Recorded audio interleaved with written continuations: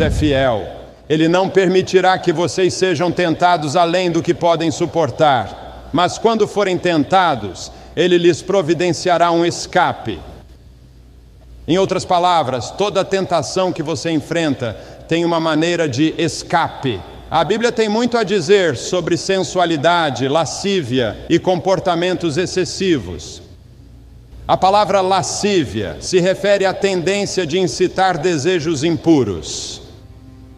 Sensualidade é o apelo planejado aos sentidos físicos para satisfação pessoal. A Bíblia diz: abstenham-se dos desejos carnais, da sensualidade, que guerreiam contra a alma. Eles estão em guerra contra a sua alma e o seu espírito. E a Bíblia nos orienta: abstenham-se desses desejos, mantenham-se afastados deles. A Bíblia também usa o termo reprovados para se referir às pessoas que estão totalmente depravadas, cujas consciências estão mortas, insensíveis, não sabem mais se envergonhar, perderam a capacidade de discernir entre o bem e o mal. Em Romanos 1:28 está escrito: por haverem desprezado o conhecimento de Deus, o próprio Deus os entregou a um modo de pensar reprovável, para praticarem coisas que não convêm. Em outras palavras, Deus os abandonou e disse: sigam seus próprios caminhos, entregando-se à permissividade e ao desejo desenfreado, sem restrições. Não vou intervir. Ainda não. Mas tenham certeza de que os seus pecados vão encontrá-los e vocês comparecerão ao julgamento. Paulo, escrevendo ao jovem Timóteo, disse: esses também resistem à verdade. A mente deles é depravada, são reprovados na fé. Em outras palavras, eles rejeitaram Cristo por tanto tempo que suas consciências morreram e seus corações endureceram. Mesmo que o Espírito de Deus fale, eles não conseguem ouvir. Por isso que é importante se entregar a Cristo enquanto você ainda é jovem.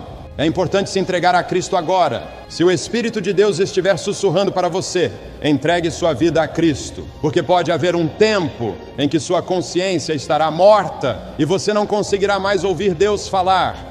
Você permanecerá firme nas convicções de Cristo e no que a Bíblia ensina, ou se entregará às tentações e seguirá pelo caminho espaçoso que leva à destruição? Você escolhe a porta estreita e o caminho apertado que leva à vida eterna? Qual será a sua escolha? Você tem uma escolha hoje.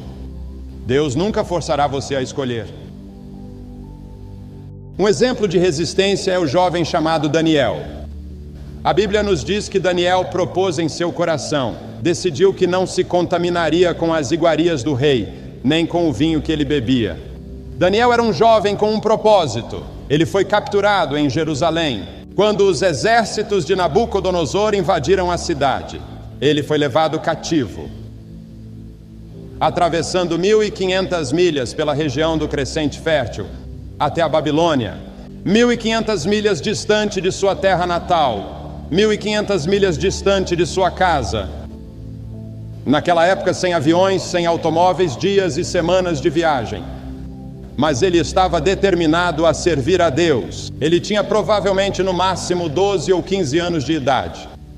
Nabucodonosor, um rei histórico, havia levado prisioneiros de Jerusalém para a Babilônia e ordenado que alguns jovens, sem mácula, bem apessoados e hábeis em línguas, fossem treinados em sua corte, para que ele pudesse usá-los. Ele queria usar esses jovens judeus porque sabia que eles tinham dons especiais. Durante o período de treinamento, foram oferecidos os melhores vinhos, as melhores comidas e todo o luxo imaginável na corte de Nabucodonosor. Mas Daniel disse: não, eu não quero o vinho do rei, não quero as melhores comidas, eu quero dormir no chão, não na cama de penas. Quero viver uma vida simples e com autodisciplina. Quão diferente de muitos que mal podem esperar para sair de casa e se entregar aos prazeres. Mas não Daniel. Daniel estava longe de casa e ninguém saberia se ele fizesse algumas dessas coisas. Ninguém saberia se ele tivesse uma garota e dormisse com ela. Ninguém saberia se ele se embriagasse com o vinho do rei. Ninguém saberia lá em Jerusalém. Ele poderia ter ganhado popularidade se entregando aos prazeres, mas o não em sua juventude o preparou para o grande não, quando ele era primeiro-ministro da Babilônia, e foi lançado na cova dos leões, porque não comprometeu sua fé em Deus. Nós nos contaminamos comendo demais, bebendo álcool, usando drogas, gastando muito tempo assistindo televisão ou indo ao cinema. Em Lucas, no capítulo 21, Jesus disse: tenham cuidado para que os seus corações não fiquem carregados de libertinagem, bebedeira e ansiedades da vida, e aquele dia venha sobre vocês inesperadamente. O apóstolo Paulo disse: revistam-se do Senhor Jesus Cristo e não façam nada que venha a satisfazer os desejos da carne. Pedro disse: no passado vocês já gastaram tempo suficiente fazendo o que agrada aos pagãos. Naquele tempo vocês viviam na libertinagem, na sensualidade, nas bebedeiras e em todos os tipos de coisas más. A Bíblia nos ensina a disciplinar nossas mentes, disciplinar nossos corpos. E devemos disciplinar nossos corações pela fé em Cristo. Outro exemplo é o jovem chamado José. Ele foi vendido para o Egito por seus irmãos e se tornou escravo de um homem chamado Potifar. Potifar tinha uma esposa muito atraente. E José era forte e bonito.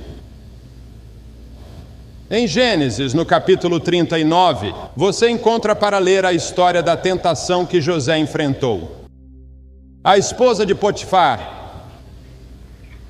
de certa forma, se apaixonou por José, pois ele passou a ser responsável por toda a casa e pelos negócios de seu senhor. Ela via aquele jovem ativo e formoso caminhando pela casa, pelos jardins e cuidando de todos os negócios diariamente, e começou a cobiçá-lo. Ela disse: venha, deite-se comigo. E ele respondeu: não posso desobedecer ao meu senhor, que não me negou nada, menos a senhora, porque é a mulher dele. Como poderia eu então cometer algo tão perverso e pecar contra Deus, o Deus de meus pais? Ele estava longe de casa, lá no Egito, quem saberia?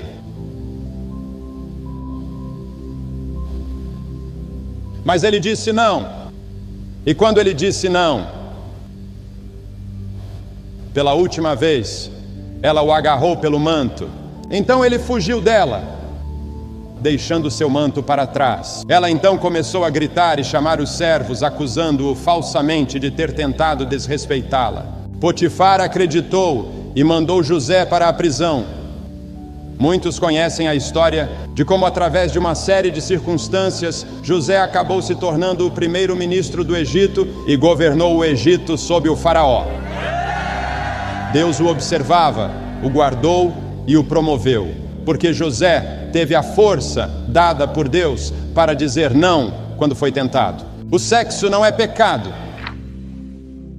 O sexo nos foi dado por Deus para propagar a raça humana e para ser desfrutado dentro de certos limites estabelecidos por Deus para o matrimônio.